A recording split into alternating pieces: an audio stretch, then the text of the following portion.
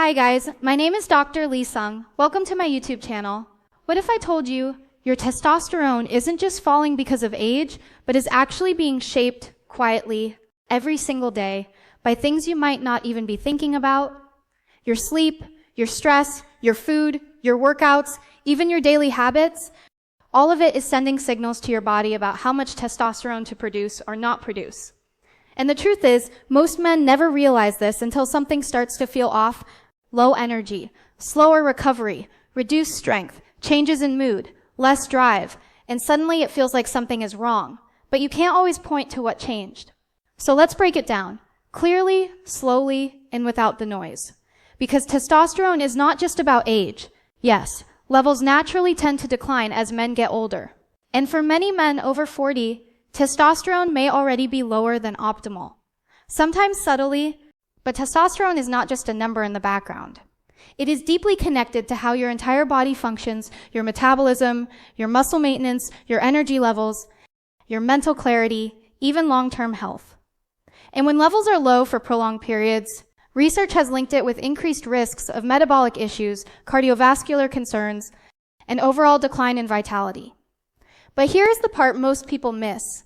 This system is not completely fixed. It responds. And that means lifestyle matters more than most people think. Let's start with something simple but powerful. Food. If your daily diet is heavily based on ultra-processed foods, refined sugar, packaged snacks, and trans fats, your body is constantly dealing with internal stress. These foods are engineered to be easy to overconsume. They spike blood sugar, then crash it, and over time, they can disrupt metabolism and promote fat gain. And that matters because excess body fat is strongly associated with lower testosterone levels. But this isn't about restriction or extreme dieting. It's about direction. Because when you start shifting toward whole foods, lean proteins, fruits, vegetables, healthy fats, and minimally processed meals, you're not just eating better, you're literally changing the environment your hormones operate in. Now let's talk about body composition. Carrying excess fat, especially in combination with conditions like insulin resistance, high blood pressure, or metabolic syndrome, has been consistently linked with reduced testosterone levels. But here's the encouraging part. This is not permanent. Even moderate weight loss has been shown in studies to significantly improve testosterone levels in men.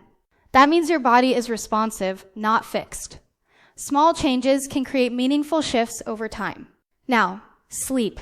This one is huge and often underestimated. When you don't sleep enough, or when your sleep quality is poor, testosterone production drops, and it doesn't take extreme sleep deprivation. Even small reductions in sleep duration over time can have measurable effects. But it's not just about hours, it's about quality too.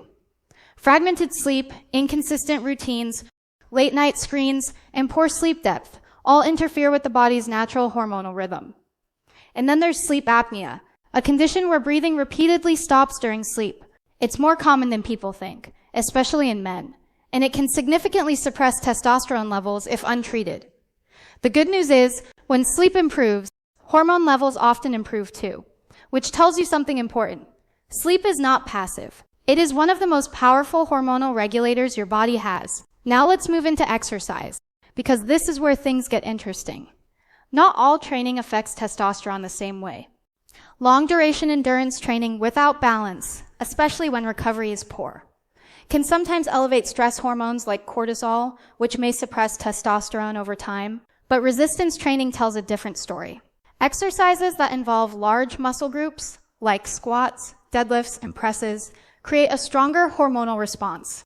Your body responds to challenge, but it also responds to recovery. And both matter equally. Intensity, consistency, and recovery all work together. Now let's talk about something that silently affects almost everything: stress.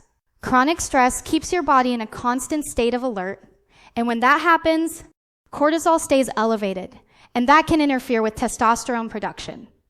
High workload, emotional pressure, lack of rest, constant mental load, all of it adds up over time. And the problem is, many people normalize it. But your body doesn't, it responds, and over time, that response affects hormone balance. Which is why recovery is not optional, it is essential. Now, another factor people rarely think about: environmental exposure. Certain chemicals found in plastics, often called endocrine disruptors, have been studied for their potential effect on hormone signaling. This doesn't mean panic, but it does mean awareness. Simple habits, like using glass or metal containers, avoiding heating food in plastic, and reducing unnecessary exposure can make a difference over time.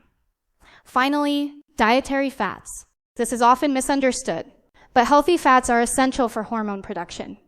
Very low-fat diets, especially if prolonged, can negatively affect testosterone levels. That doesn't mean eating excess fat. It means choosing the right sources, nuts, olive oil, eggs, fish, and balanced whole food patterns like Mediterranean-style eating. So when you zoom out and look at everything together, testosterone is not controlled by one factor. It is shaped by a network of sleep, stress, nutrition, exercise, body composition, environment, all interacting at the same time. And the most important realization is this: most of these are not fixed. They are adjustable. Not instantly, not dramatically overnight, but gradually through consistent habits. Which means your daily choices matter more than most people realize. So if this made you rethink even one part of your routine, don't just move on from it. Share it with someone who needs to hear it and stick around. Because understanding your body is the first step toward actually taking control of it.